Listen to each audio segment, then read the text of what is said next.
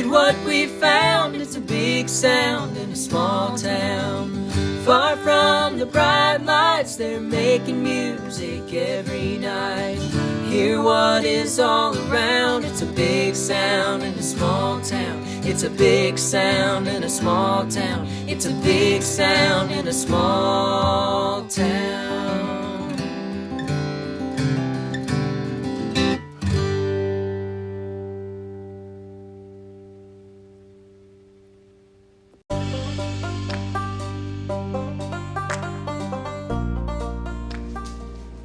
Hi, and welcome to Big Sound Small Town.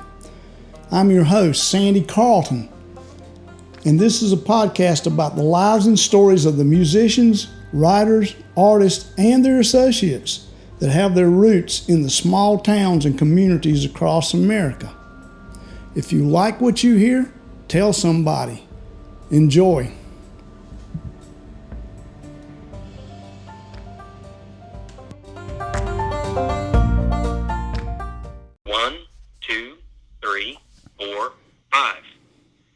I'm Kendrick from WNCW, longtime Cleveland County resident. Although I wasn't born in Cleveland County, all of my roots are here, and I've lived here more than anywhere else in my life.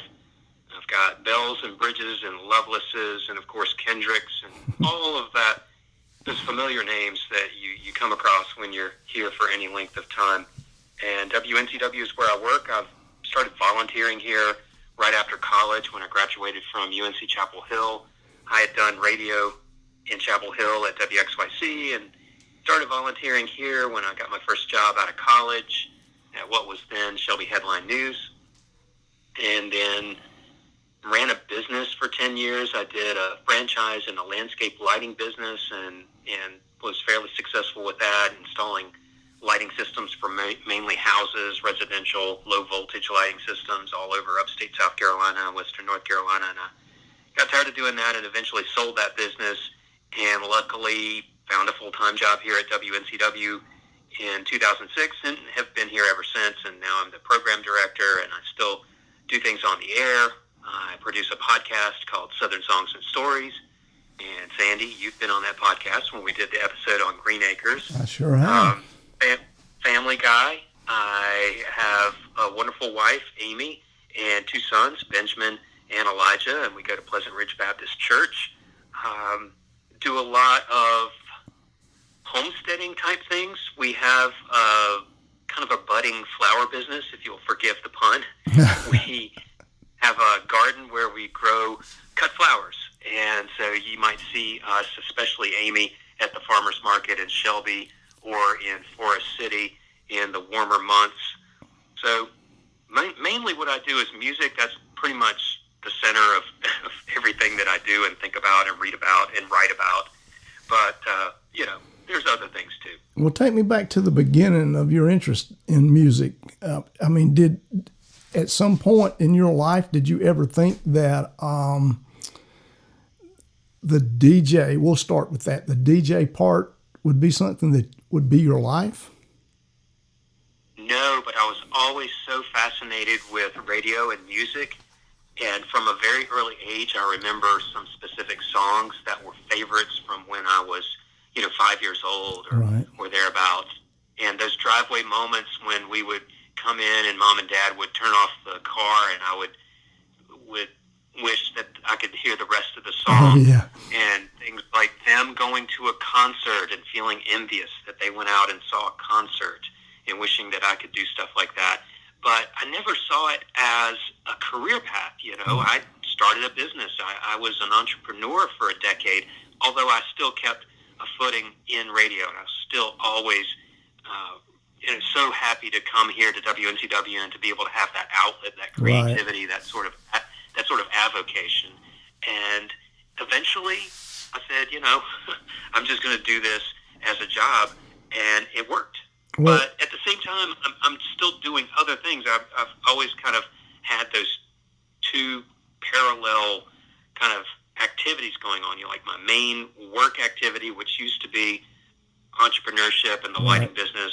Alongside that was the radio. Well, now radio is my main activity, but alongside that are things like the podcast and doing homesteading, knocking around and doing all sorts of work outside and stuff like that. Well, working in the radio industry, once it became a job, did that knock some of the luster off, or did it make it even better than you thought? Well, it was the first time that I got really good at it, because I had been involved in radio for, how long was that? So that was 15, 16, like 16 or 17 years by the time I actually started doing radio on a daily basis every weekday. And up to then, I'd done a show a week or maybe 2 shows a week or something like that.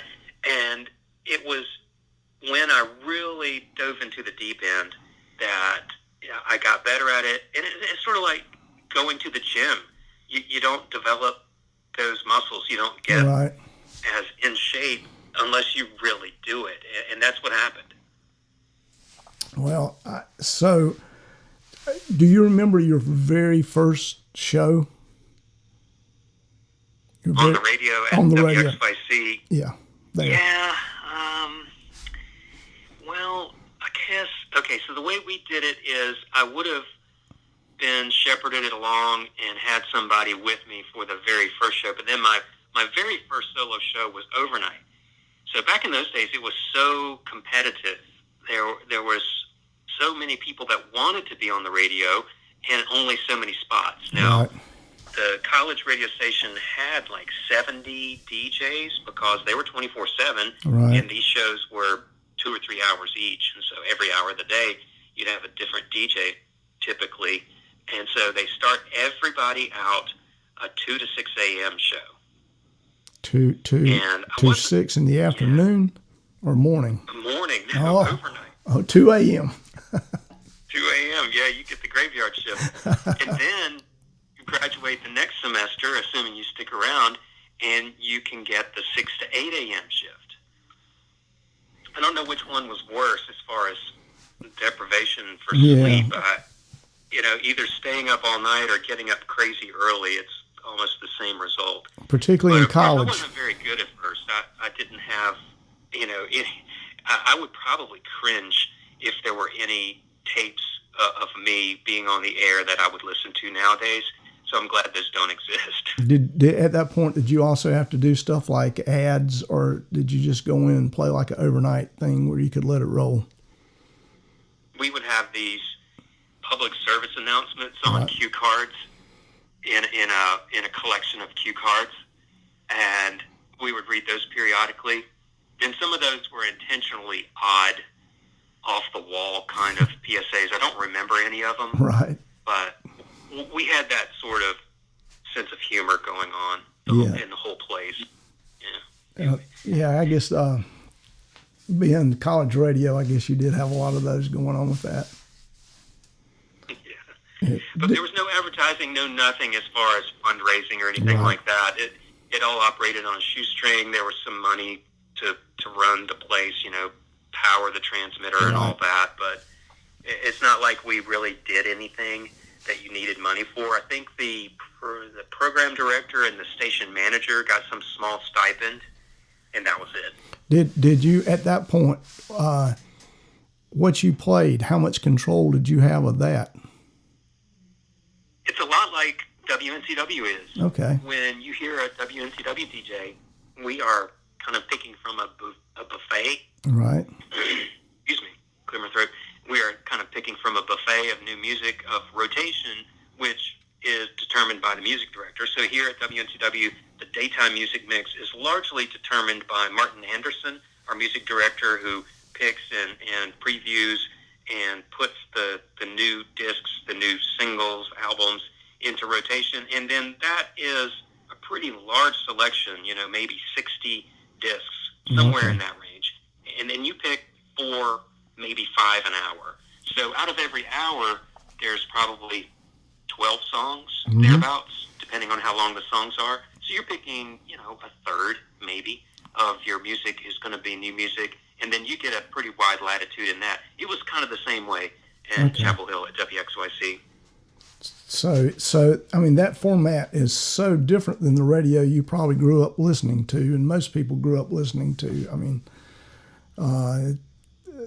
that's a format that a lot of people, I mean, from the listener standpoint, that seems to be a perfect environment as opposed to, say, when I grew up, Big Waves Radio, you know.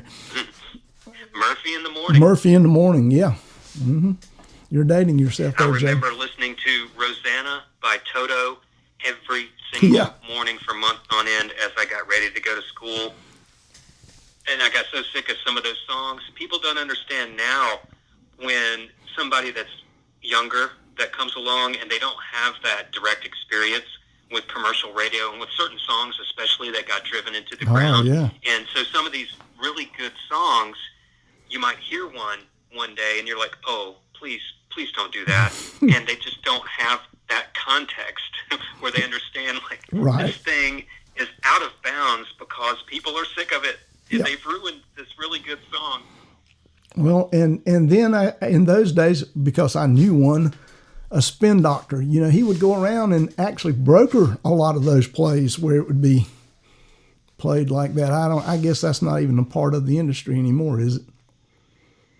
I tell you, the industry is becoming so decentralized. Mm-hmm. The problem now is that it's so, you know, the labels and everything, you know, the story of what happened when the internet came along. It changed everything. Sure. Well, now the music itself is not necessarily coming to us like it always did. Oh. Because the artists aren't necessarily hiring the promoters, Right. or the labels aren't necessarily using the same channels that they used to. The labels themselves have changed, and there's a lot of more artists that are running their own labels, for example. True. And so pretty much all the time we run up against, like, hey, this record came out and I just found out about it. It's 2 months old. Why didn't we get it? Right. And it's because they never sent it to us, and we never, unless we're really doing forensics and, you know, keeping our radar up for these things, that's the only way that we would find it. Whereas before, it would always come in the mail, or we would always get some sort of email communication about it. Right. Even some bigger artists, you'd be surprised, we don't necessarily hear about it right away. We have to find out about it on our own. Wow. It's kind of unfortunate in that sense. I mean, we still have way too much music Oh, I'm that's sure you pretty do. good than we can even hope to play. But at the same time, you know, it's just odd. You just have to find things for yourself a lot of times. Do you not get like 300 CDs in the mail anymore? I mean, does that not happen? CDs are going away quickly. Yeah. I mean, Very quickly. Very, very many more downloads. The only option is to get a download, which is fine, but you lose some of that, liner notes and Sure being you able do. to find it. And it's not on a shelf anymore, and where you're looking at it, you've got to search in a file to find it. Yeah, that is so different. That is, and the thing about that is, particularly for a DJ, liner notes were just great. I mean, you get a lot of information that you can convey to people that is not there so much anymore. That's true, and you can look it up online a lot of times. Sometimes, but it's something else you have to do. It's not all in one convenient True. place, which was the CD or which was the record. So And the you record- got to get these new skills and new habits. Then the records were also the additional artwork that is no longer available as it was at the time. I mean, some of it's coming back. I mean, you know, there is vinyl out again, but the amount of it is negotiable, I guess, you know. Yeah, vinyl is, I think maybe 1 million units a year now is about the clip that they're selling, which is a pretty substantial number, but it's a drop in the bucket. You know, Yeah. 3/4 of the music business is streaming. So everything is streaming now. And that's changed the way that the music business works. Fundamentally, this is a lot more like, I saw somebody write this recently, that the music business is a lot more like the 1950s now. It's not album-oriented anymore. It's all singles-oriented. And that's driven by the streaming services, Spotify especially. Right. So you got to keep in front of your audience, and everything is so quick. There's so much happening that they stagger out singles instead of dropping a full album. So you've got a single here, maybe a month or two later, another single, maybe a month or so after that, another single, and then maybe you get the full length somewhere on down the road. Right, which basically becomes just get increasingly singles. Right. Oh yeah, that is the industry from being a band member standpoint or an artist. You go in. Well, we'll take Acoustic Syndicate, who were just on the show. They're doing that right now. They got a new record label, and they're producing basically singles. They're up there recording singles at the moment, which is so different than when Organic is really good about that. They're really savvy, and they know what they're doing, and they're helping their artists in this new way of doing business. Yeah, and they are very, very good at that. Another one of their artists, Aaron Burdett, they seem to keep rolling things out for him without rolling full albums. So, they do a pretty good job, I think. But now, I like basically everything on their roster. Yeah, I do too. Do these your downloads that come in? Do they come to you as MP3s, waves? What kind of quality are you getting out of those? It depends. A lot of times they'll come first off as an MP3, and you might need to request a lossless file, like a wave file. Yeah. And most of the time you can get that, but you might have to ask for it. Right. Does that affect the quality that you put on the radio? Yes, and if you have to, you put an MP3 on the radio. Now, also the MP3s that they'll make available are typically the highest bit rate. So 320 kilobyte bit rate is usually what you'll find.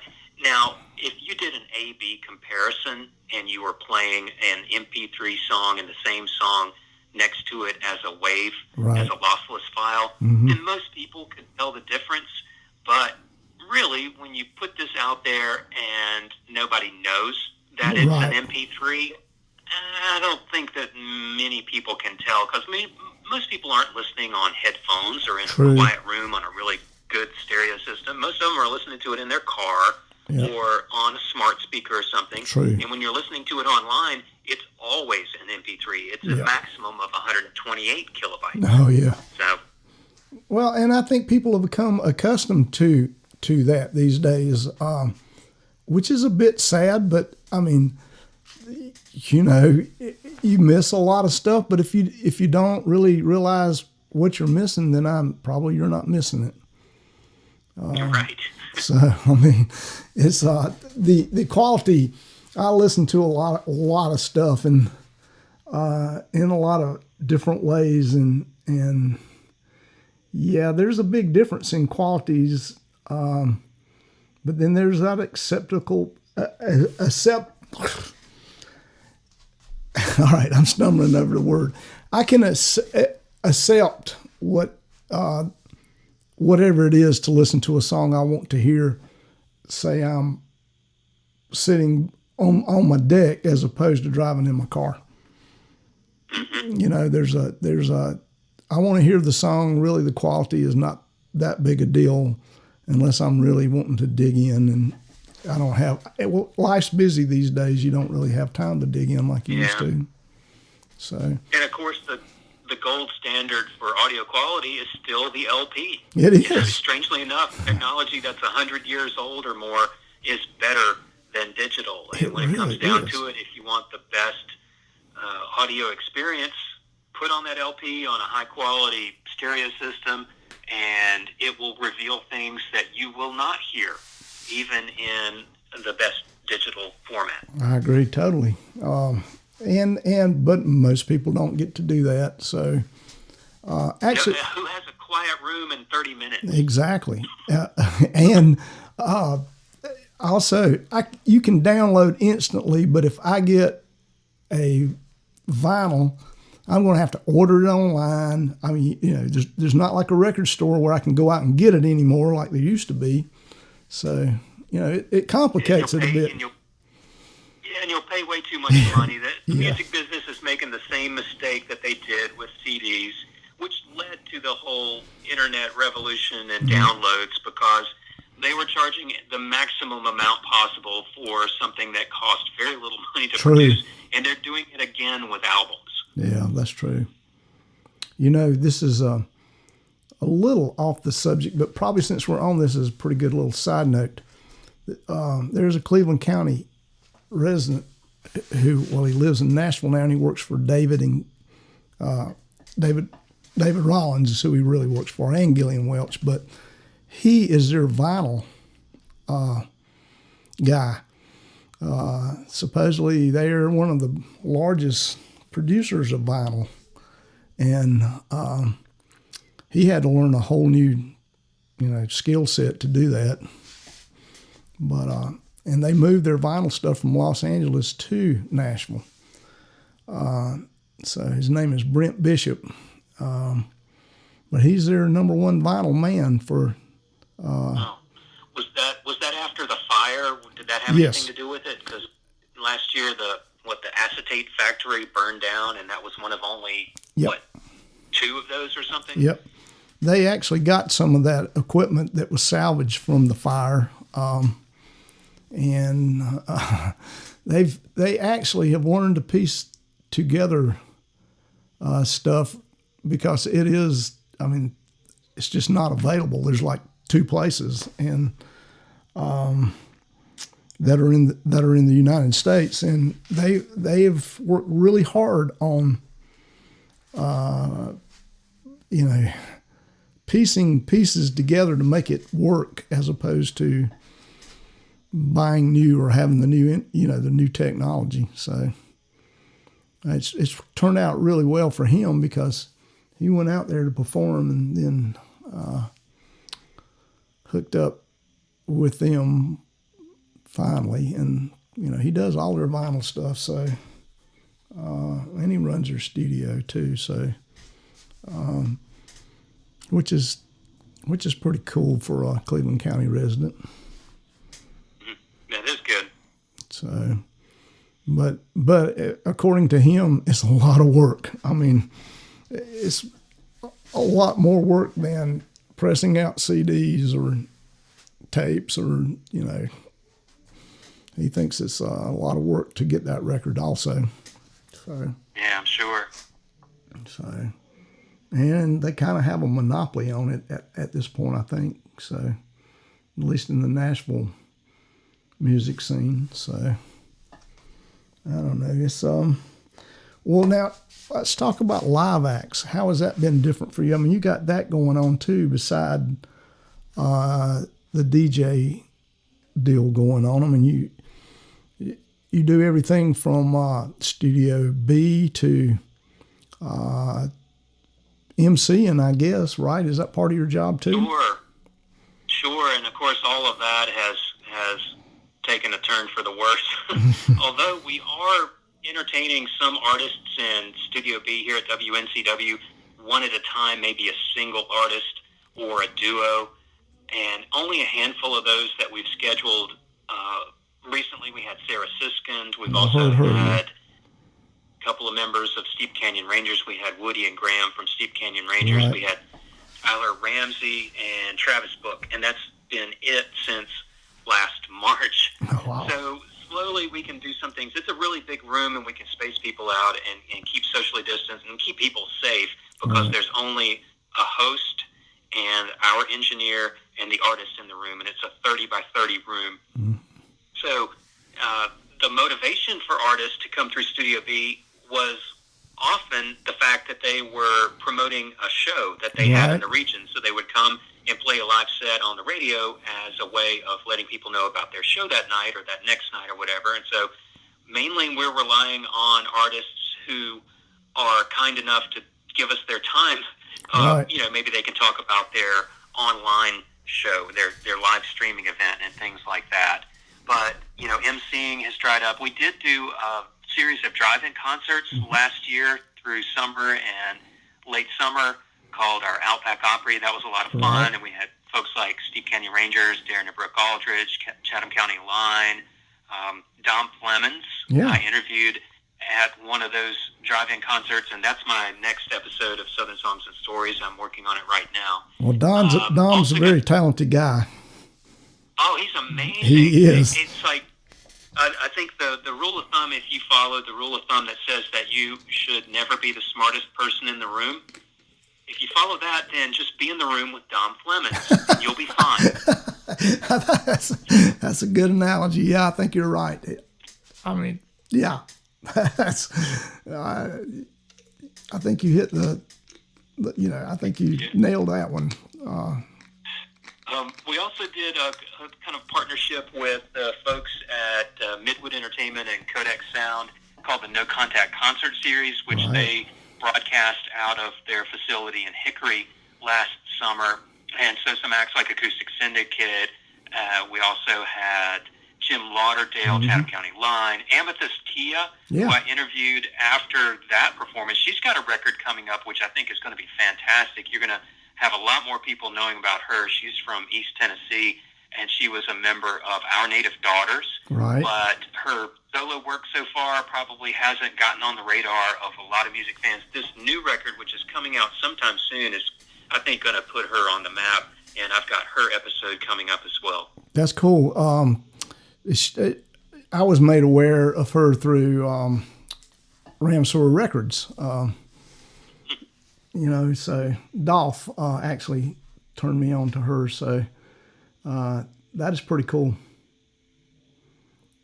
Yeah, and some other acts coming up. I've got Lucero and a pretty new performer out of North Georgia. He goes by Pony Bradshaw, and really interesting Americana kind of, country-rooted singer-songwriter work from Pony Bradshaw, and Lucero, which is a band out of Memphis. Right. They've been around for years, kind of more on the rock and roll side of things, and those are the next episodes for my podcast. And I just have to say that doing this podcast has made me realize even more that writing is essential to my mental health, I guess. So it's a big part of what I want to do creatively. Right. And over the years that I've done this, I've become a better writer and have really enjoyed that aspect of it. That's really what's kept me going, because Sandy, doing this, you're not doing it for money. No. You're not doing it for fame. No. You've got to find within yourself why you do this. And for me, writing and having that satisfaction of putting out something that I think is worth listening to is really what makes it. Why don't you go ahead and promote your podcast right now? Tell the listeners where they can find it and about it. Sure. Yeah, Southern Songs and Stories is the name, and it's on my website at southernsongsandstories.com. You can also find them on WNCW.org. It's also carried by the Osiris Media network of podcasts, and that's osirispod.com. A lot of jam band type podcasts. That was a network co-founded by Tom Marshall, who is the lyricist for Fish. Mm-hmm. So it kind of started out as a Fish-oriented set of podcasts, and it's branched out. They've brought in a lot of big stars. They've got Eric Krasno hosting a podcast now. They did a series on David Crosby that was incredibly successful. So a good bunch of folks. I found out about them through the Road to Now podcast. And so that is a history podcast, which turned me on to the Osiris Network. So that's really, really well worth listening to. I love that podcast. Yeah, we love our podcast. It is also part of new radio in America, basically. I mean, it is it makes stories available to people that would not have it any other way. I mean, it opens up a new world to people. Everybody doesn't have access to a WNCW. That's true. That's true. It opens up a lot. You can find anything that you're looking for in a podcast somewhere. So that's true, and there's usually actually more than one on any given subject. I guarantee you, if you'd like something like needle felt, there's probably a dozen podcasts on needle felt. Yeah, I'm sure I'm it is. Probably exaggerating, but maybe not exaggerating a whole lot. And but going back to Road to Now, I forgot. I should say Bob Crawford, bassist for the Avett Brothers, is one of the co-hosts, and he is getting his master's in history. He co-hosts the podcast with a history professor out of Tennessee, and it is really on point. They interview a lot of writers and historians, and the whole theme is looking at the past and bringing that to the future and showing that road to now. Also, one I liked is Otis Gibbs' podcast. I'll not tell you the name, but if you're interested in it, I think you're not the first person to tell me about his podcast, so I'm definitely going to have to check it out. It's I like his music. Yeah, well, and his podcasts are wonderful. Well, I think I can say this podcast, it's called Thank You for Giving a Damn, and it is a wonderful podcast. If you like music and stories about musicians, it's a fun one for sure. He has access to a lot of people that other people don't, a lot of famous people who have passed, and a lot of famous people who were known for stories. So it's a fun one. Well, now, okay, people ask me this a lot, and I don't know. So how does somebody find guests for Studio B? I mean, do they contact you, or do you contact them? Do you see they're playing around and contact them, or they contact you? Sure, we do a little bit of both. Martin Anderson handles a lot of that, but people like myself, other hosts on the air, Roland Deeroff, Joe Green, we can all throw an idea into the ring and say, what about this person? And a lot of times we'll wind up getting an act like that. Our studio engineer, Sean Rubin, is a total ace. He's worked before he came here to WNCW, which is going on 3 years now. He was an instructor at Full Sail University in Orlando, and he's done work outside of teaching. He's mixed and mastered records for industry. He's got a gold record under his belt, for example. So he's a real whiz. And so our studio sessions now, I think, sound better than ever. And it's just whenever we can get back to it, then we'll have full bands in there, and that's going to be really, really awesome. Well, I think when we get back to it, there'll be a lot of bands out touring, because I think they're all ready to be back at it. Beside the monetary part of it, I think they're just ready to get out and play again, too. I mean, Yeah, honestly, I hope that they just haven't hawked all of their instruments, because that is a real sad phenomenon. It's a truth that a lot of artists are hurting incredibly badly. I don't know how many of them that aren't savvy, like Jonathan Bird or somebody that's really good at utilizing all of these social media and all of these new platforms.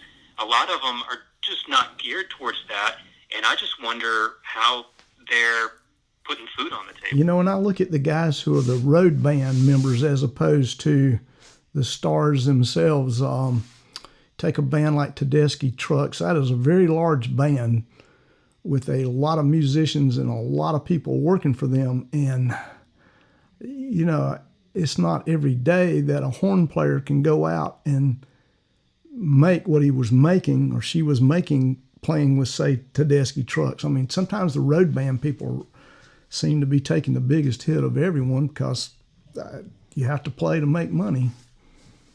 Yeah.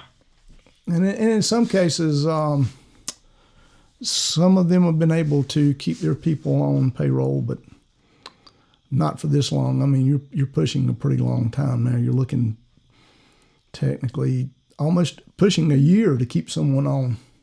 So. Yeah, we're probably looking at the fall before things can really get into a gear again.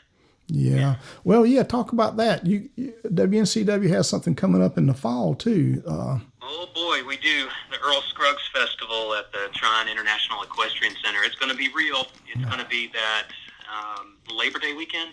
Yep. And towards the beginning of September, and we're fingers crossed here that it can actually go off as planned. But the forecast looks pretty good right now. Of course, it was put off. Last year was going to be the inaugural, but that did not happen. And so we'll do it again, or we'll do it for the first time, for real this time. Let's say it with me. We're doing the Earl Scruggs Festival as scheduled in 2021. All right, we are, and tell them too, the listeners, it is an indoor event, is it not still? That is true. It's this big pavilion.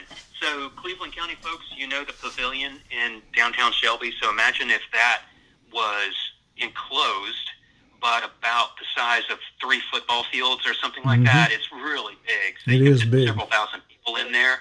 Yep. And that's where it'll be. There'll be camping available and things like that. But it's within easy driving distance. You can just make it a day festival if you want to. And there's a lot of parking there because they've been used to hosting large events for a while there. So it's not like you're going to have to park on the side of the road or anything. I mean, it's a good location. It's an excellent location, actually.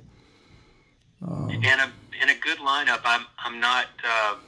I don't have it in front of me, but it's all sorts of acts like you would hear on WNCW that you're already familiar with, like Acoustic Syndicate. I think Old Crow Medicine Show is on the bill. Yeah.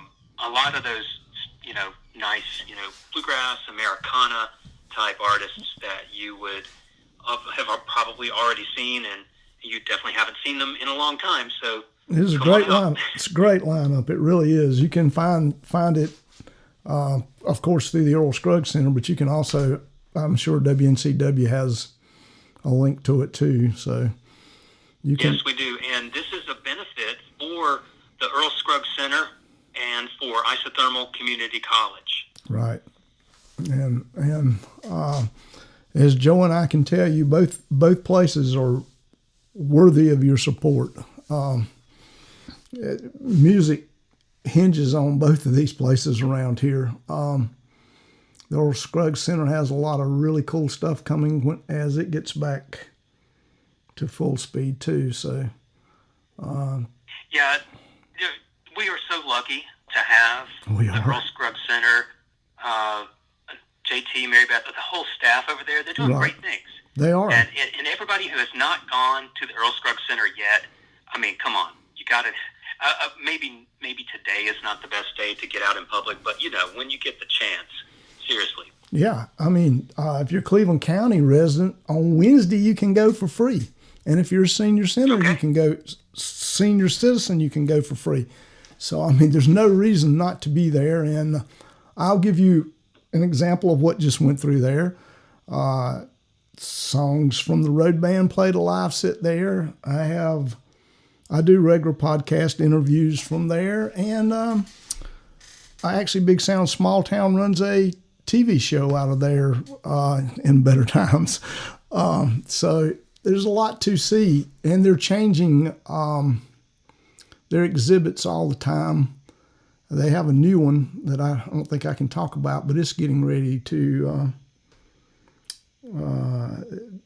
They're working on it now, and it'll be a fun one. So. Okay. Stay tuned, as we say. Exactly. Stay tuned. What else we need to know, Joe? Well, I don't know. What have we missed that's in your life that we need to know about? Gosh. I'm a big college basketball fan. That also has been dampened significantly. So yes. Those games are either postponed, put off, or maybe you can catch one. That's usually my entertainment in wintertime is college basketball. And we know who he pulls for. Exactly. There's only one team to pull for, right? He's a Tar Heel. What can I say? I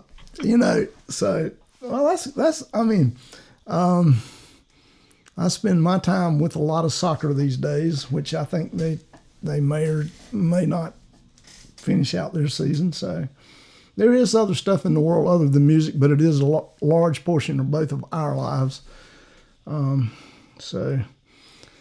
Yeah, I've been reading a lot more lately. Oh yeah, I have too. Now,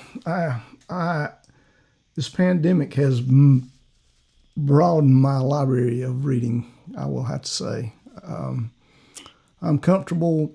I still go to the library, but I also utilize the library through, OneDrive, virtual library. And, I love to read. So that's good. All right. I'm thinking that what's coming up at WNCW next? I know one thing we need to talk about. Tell me about being a program director. What do you do exactly? Yeah, there's no real set definition as to what a program director does. It varies from radio station to radio station. So the broadest definition is you're in charge of everything that comes out of the speakers when you play that radio station, which is generally what I do. I'm in charge of the shows, the programs.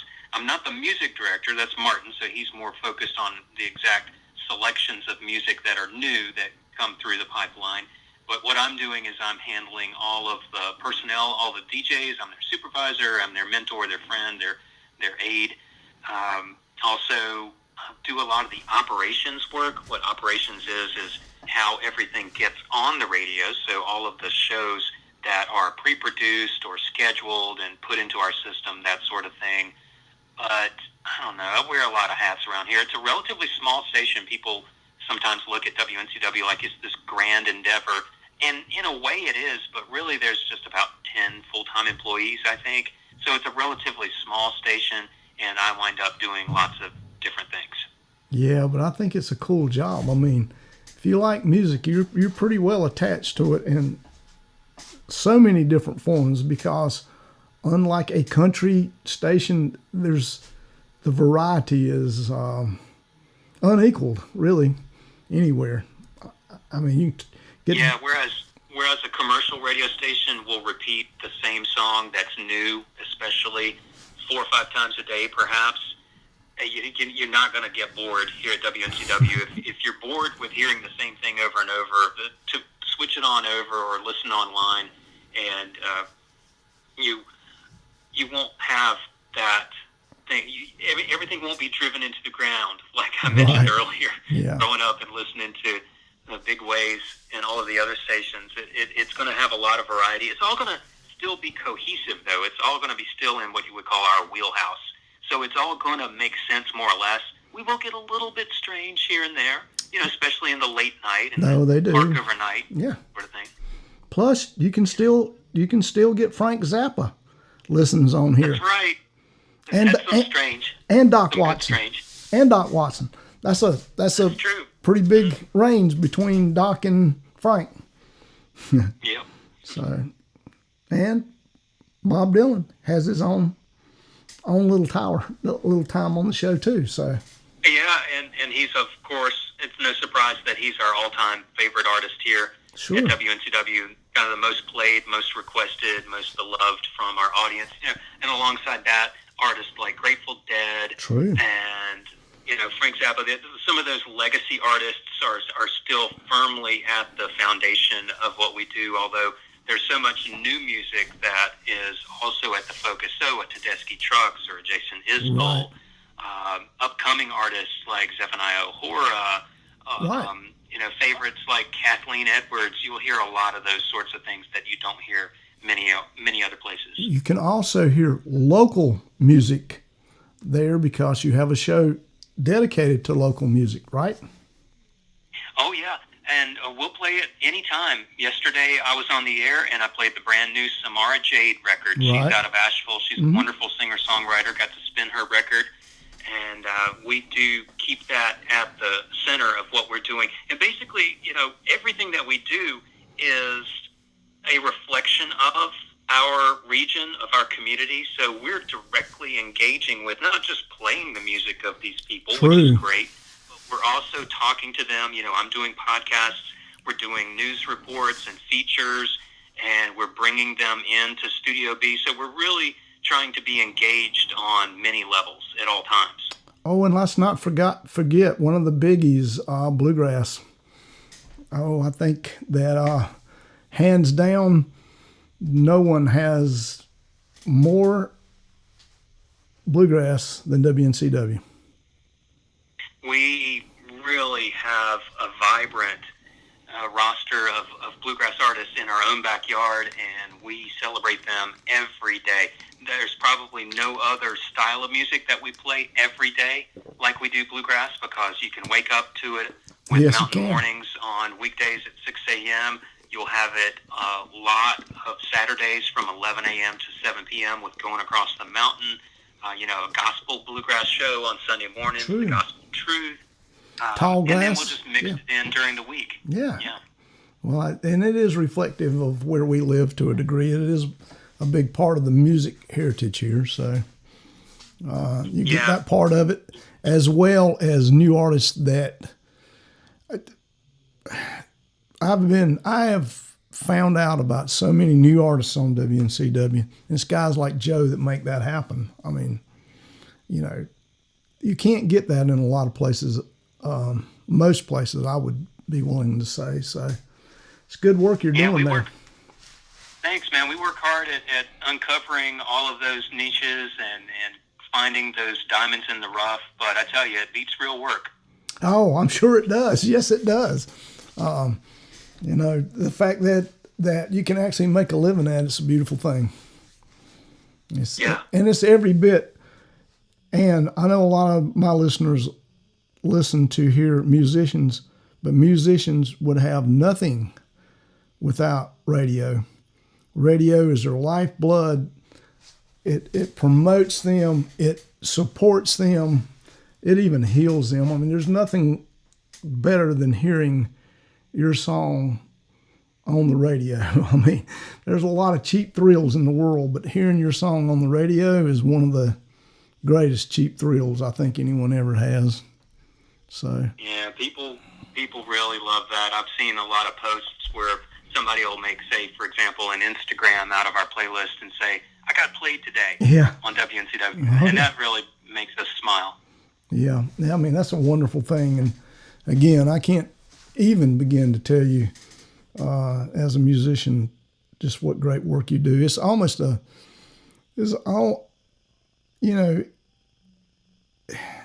it's more than just radio. I will say that.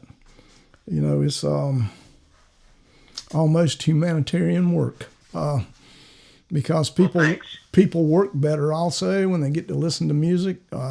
People actually exercise the music. I mean, again, it's a great deal that you got going on. What else, Joe? Yeah, and I think especially during coronavirus times, we've come to realize how much people rely on that connection. I think what you're describing is that bond that people have, not with just the music itself or not just with that sort of soundtrack to their day, but also the people. We become kind of like friends. They may have never met us in real life, but we become a part of their lives, and they kind of fall back on that. There's been a lot of trouble. I mean, I don't need to tell you that, but there's been a whole lot of upheaval and a whole lot of anxiety, and having that steady presence of WNCW in your day-to-day has brought a lot of people sort of joy, kind of a normalcy that they've been seeking. And they've told us about it over and over, and it's really, really heartwarming to know that. And, I think people feel a connection with your DJs almost like family or like a friend that they have. I mean, you speak about them on the first name. Hey, I heard Joe play, or heard Martin playing. It's like you know them, but you really don't. But you're like on the first name basis with them because they become a part of your life. So which is cool, But it has been a really hard time, and radio has helped with that a lot. Hopefully things get better. One of the things I've learned is that both Gibson and Fender, since the pandemic, have sold more instruments than they ever have at any time in their life. So possibly we'll get a lot of good new music out of this bad thing that has been going on. And certainly a lot of new political songs too. Yeah, definitely that too. So, I mean, long live drive-by truckers. No.